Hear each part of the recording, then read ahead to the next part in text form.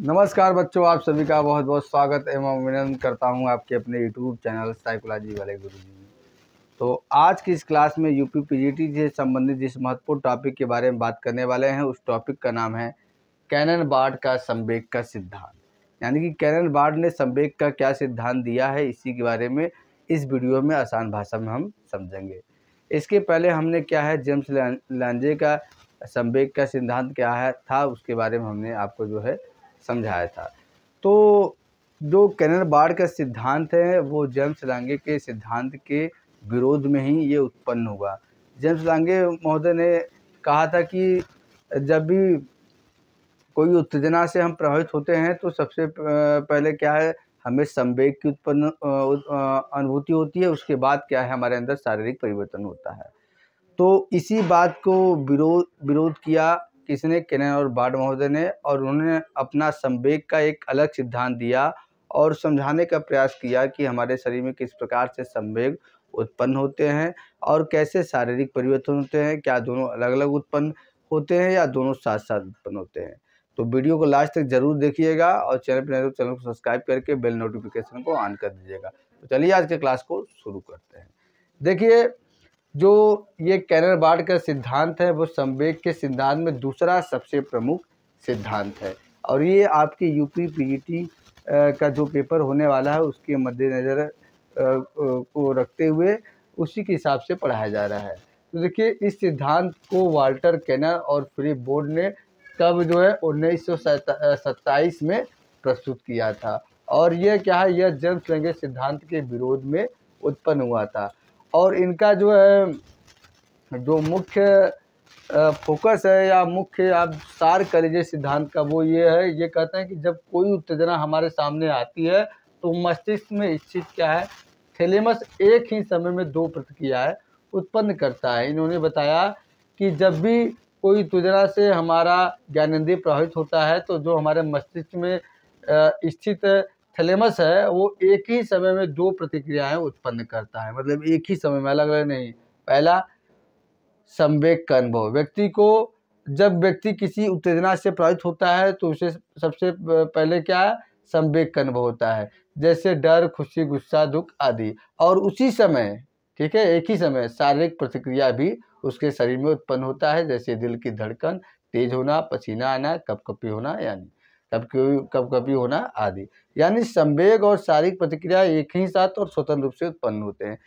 तो जो cannon board का सिद्धांत है उनका मुख्य जो केंद्र है वो इस बात पे है कि जो जब हमारी ज्ञानेंद्रियां किसी उत्तेजना से उत्तेजित होती है या प्रभावित होती है तो हमारे शरीर में क्या है संवेग की उत्पत्ति भी उसी समय होती है और साथ ही साथ क्या है शारीरिक परिवर्तन भी उसी समय होता है। लेकिन दोनों क्या है स्वतंत्र रूप से होती हैं, एक दूसरे से वो कनेक्ट नहीं होती है। जैसा कि जेम्स लांगे महोदय ने कहा था कि जब भी किसी उत्तेजना से हम प्रभावित होते हैं तो सबसे पहले हमें संवेग की अनुभूति हो जाती है, उसके बाद शारीरिक परिवर्तन की उत्पत्ति होती है। इसी बात का विरोध करके कैनन बार्ड महोदय ने अपने सिद्धांत को बनाया।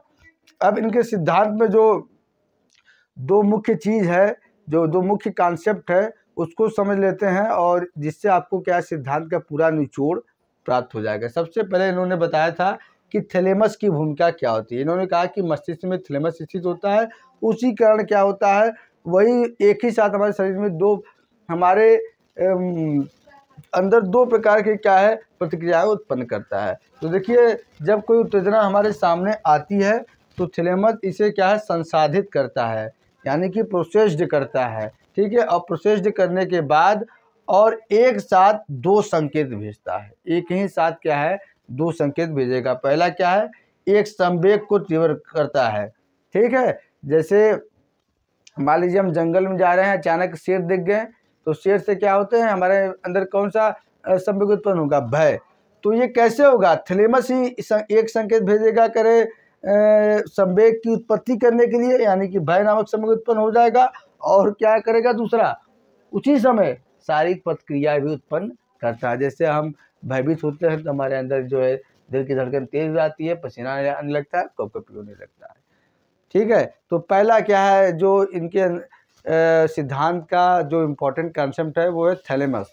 दूसरा है समानांतर प्रक्रिया। समानांतर प्रक्रिया क्या है? ये कहते हैं कि सिद्धांत कहता है कि संवेग और शरीर की प्रतिक्रियाएं एक साथ होती है, न कि क्रम में होती है। इनका ये कहने का तात्पर्य है कि जब भी किसी उत्तेजना से हम प्रभावित होते हैं तो हमारे अंदर उसी समय संवेग की भी अनुभूति होती है और उसी समय शारीरिक परिवर्तन की भी अनुमति होती है। न कि पहले संवेग की अनुभूति हो जाएगा फिर उसके बाद शारीरिक परिवर्तन, न कि पहले शारीरिक परिवर्तन उत्पन्न हो जाएगा तब संवेग की अनुभूति।